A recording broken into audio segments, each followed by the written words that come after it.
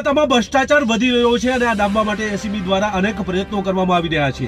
ACB દ્વારા આવા police inspector હોય કે પછી એ કોન્સ્ટેબલ હોય તેને ઝડપવા માટેનો સિલસિલો યથાવત છે। ત્યારે કેટલાય આવા લાંચિયા કર્મચારીઓ જેલના હવાલે થયા છે। તાજેતરમાં સીઆઈડી ક્રાઇમના પોલીસ ઇન્સ્પેક્ટર પીકે પટેલને જેલને હવાલે કર્યા હતા। ત્યારબાદ હવે સુરતના કિમ પોલીસ સ્ટેશનમાં ફરજ બજાવતા જાડેજા પણ હવે એસીબીના સંકંજામાં આવી ગયા છે। એસીબીએ પોલીસ ઇન્સ્પેક્ટર અને વકીલની ધરપકડ કરી છે અને બંનેને જેલમાં નાખ્યા છે, જેની આજે વાત કરવી છે। ક્રાઇમ આવાજ ન્યૂઝમાં તમારું સ્વાગત છે અને હું છું તમારી સાથે તમારો નાનજી ઠાકોર। આમ તો આપણે થોડા સમયથી ગૃહ ખાતાના એ પોલીસ ઇન્સ્પેક્ટર હોય કે પછી એ કોન્સ્ટેબલ હોય કે પછી એ પીએસઆઈ હોય, આ તમામ લાંચિયા કર્મચારીઓને એસીબી રંગે હાથ ઝડપી જેલના હવાલે કરી રહી છે। ત્યારે તાજેતરમાં જ સીઆઈડી ક્રાઇમના પોલીસ ઇન્સ્પેક્ટર પીકે પટેલને જેલના હવાલે કર્યા છે। ત્યારે હવે સુરતના એક પોલીસ ઇન્સ્પેક્ટર જાડેજા અને એક વકીલ દ્વારા લાંચ માંગવામાં આવી હતી અને આ લાંચના છટકામાં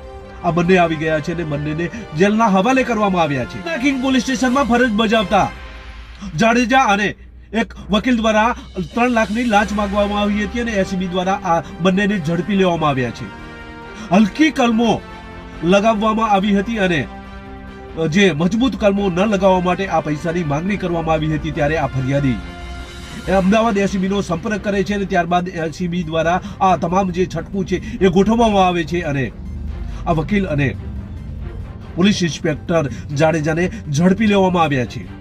આમ તો અનેક વખત આવા પોલીસ કર્મચારીઓ ઝડપાઈ રહ્યા છે। ત્યારે ગૃહ ખાતામાં ભ્રષ્ટાચાર વધી રહ્યો છે અને આ ભ્રષ્ટાચાર ડામવા માટેના એસીબી દ્વારા અનેક પ્રયત્નો કરવામાં આવી રહ્યા છે। એસીબી દ્વારા આવા લાંચિયા કર્મચારીઓને અનેક વખત ઝડપવામાં આવે છે। તાજેતરમાં જ PK Patel police inspector CID ક્રાઇમના ઝડપાઈ ચૂક્યા છે। ત્યારે હવે ફરી કિંગ પોલીસ સ્ટેશનમાં ફરજ બજાવતા જાડેજા અને એક વકીલની ધરપકડ કરવામાં આવી છે। જોઈએ હવે આ તપાસમાં વધુ કોઈ લાંચિયા કર્મચારીઓ ખુલે છે કે નહીં એ તો આવનાર સમય બતાવશે। એસીબી એ બાબતે તપાસ પણ કરી રહી છે, પરંતુ લાંચિયા કર્મચારીઓ ગૃહ ખાતામાં ઠૂસીને બળ્યા હોય તેવું હાલ તો જોવા મળી રહ્યું છે। વચ્ચે જો તમે અમારી ચેનલમાં નવા છો અને આવા લેટેસ્ટ ન્યૂઝ જોવા માંગો છો તો અમારી ચેનલને અત્યારે સબસ્ક્રાઇબ કરો, જેથી આવનાર લેટેસ્ટ ન્યૂઝ તમારા સુધી પહોંચી શકે। નમસ્કાર।